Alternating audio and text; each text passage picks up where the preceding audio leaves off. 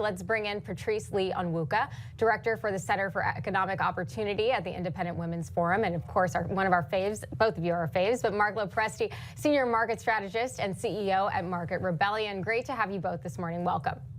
Good morning. It is a good morning and a good week.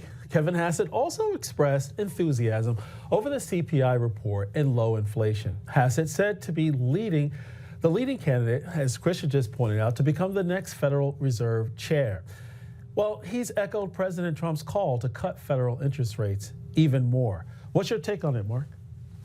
Well, first of all, a very Merry Christmas to both of you guys, John and Krisha. It's been such a pleasure in 2025 to come on this show and help bring some economic reality and filter through a lot of the noise that other networks talk about. It's so important to have responsible economic journalism. You guys do it each and every day. I'm proud to be a part of it. You guys are great friends, so thank you so very much for that. And look, there is a lot to be happy about this morning. There's a lot for Americans to be happy about. And one thing I want to just point out, guys, these numbers, particularly these CPI numbers that we got on Friday, they are not inflationary adjusted, meaning they don't take into account the fact that many on the left thought that Trump's tariffs were not only not going to bring down inflation, but drive us into a recession.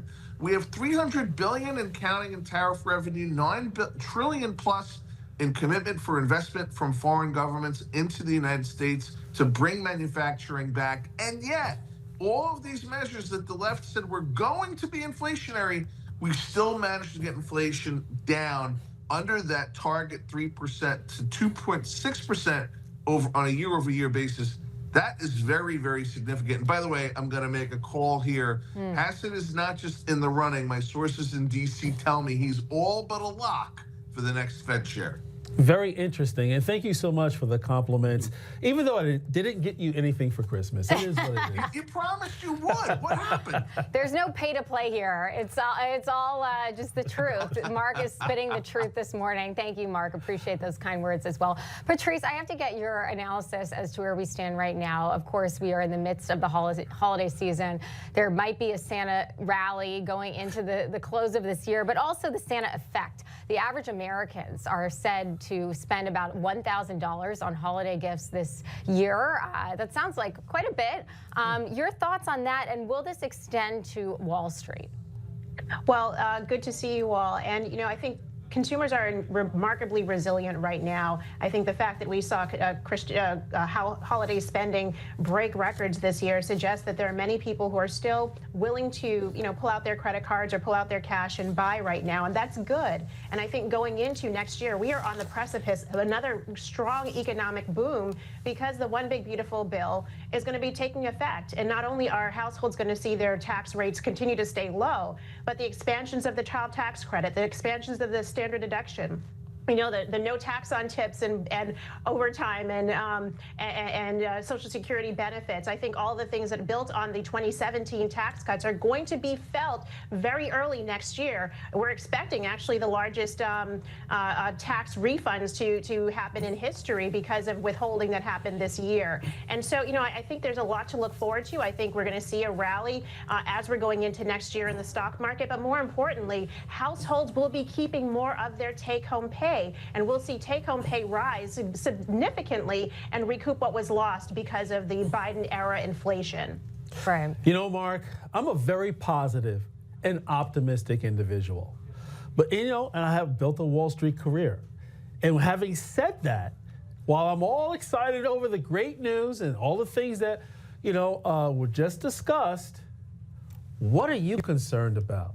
Is there any one thing that people aren't pointing to, or people haven't factored in, or people just don't know about that could possibly cause a setback, derail, or possibly lower expectations going into 2026?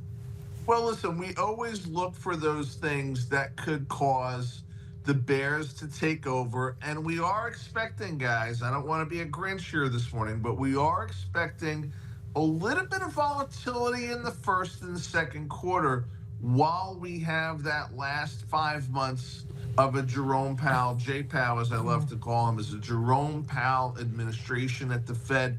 We saw from the vote at the last FOMC meeting that the panel was almost completely divided as to whether or not to reduce interest rates, keep them steady. We had some other lunatics, the far left Fed governor lunatics, even suggesting maybe that we should increase rates by 25%. I don't know what planet they're living on. So there's a little bit of concern about what might happen out of the Fed in that last 5 months, those first 2 quarters of next year.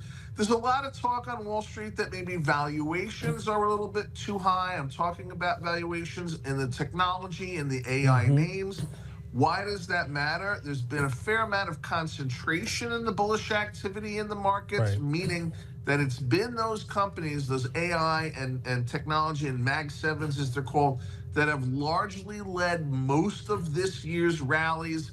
So it's things like that that we might be a little bit concerned about, see some cooling. But again, guys, markets don't go straight up and to the right. There is always a little bit of volatility. But here's one statistic I want to leave you with on this point. 2 major banks last week reported that institutional investors, hedge funds, and other big money investors are going into 26 with the largest cash hoards, piles of cash, in history going into a new fiscal year. That indicates that they're getting ready to do some buying. And just like the consumers that our other guests talk about that are going to be flush with cash, that's positive for markets.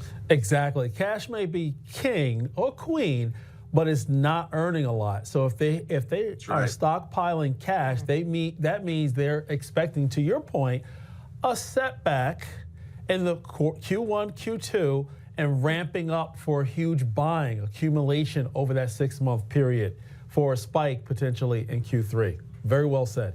Yeah, Mark, I don't think you're being grinchy. I think you're being realistic. Maybe I'll be a little bit grinchy here.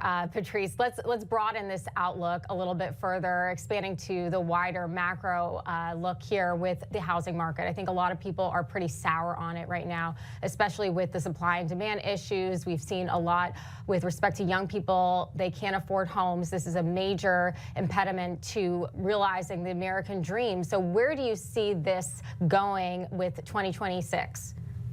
Well, we're expecting the Trump administration and Republicans in Congress to unleash a package of housing reforms. I think very much of it will be tied to permitting reforms, but housing in general, what can be done to encourage, greater at the local and state level reforms to make it easier to build, to reduce the costs that go into construction, to ensure that, the Byzantine process of trying to get a house built isn't so arduous that ties up projects for years and years. I think there's also some place for innovation.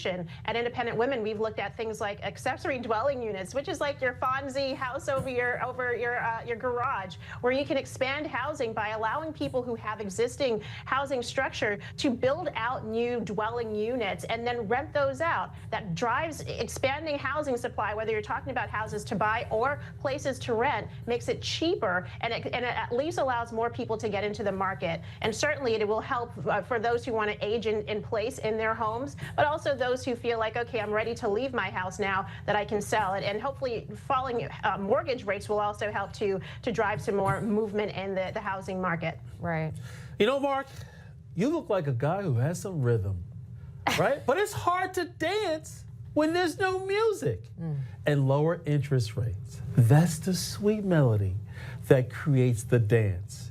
The dance I'm talking about, mobility. Right? People stop sitting on their homes and moving into new homes. That mobility, as well as action in terms of building new homes, that creates more opportunities for people to move in, move around. That's good for not only jobs in terms of home building, but also people getting into their first home or possibly their second home down the path of wealth creation. What say you? Yeah, no, listen, I totally agree. I mean, the notion that the American dream of owning your own home being dead is a tragic one. And you hear the eulogy of the American dream in that regard spoken quite a lot. And the main culprit, if not the exclusive culprit, is interest rates. Let's be candid. It's not rocket science. We saw until recently record levels of stagnation in existing home turnover month over month, year over year. There was almost no existing home turnover on an adjusted basis. New home sales, very, very low. We're starting to see those cracks, particularly around the last 25 basis point cut that we got. And John, you point out something that's really important. This isn't just a home story, it's a jobs story, because that sector is often the single largest employer and source of new jobs in the United States. So it is critical that we get that sector back on track. But it ain't going to happen until we have sensible economic policy and interest rates that make sense. And we haven't had that for years now. Absolutely. And you didn't know where I was going with the rhythm situation, but you wrote it out. And that's what we have to do in terms of the Fed Chairman Jerome Powell. Thanks so much, Patrice and Marc.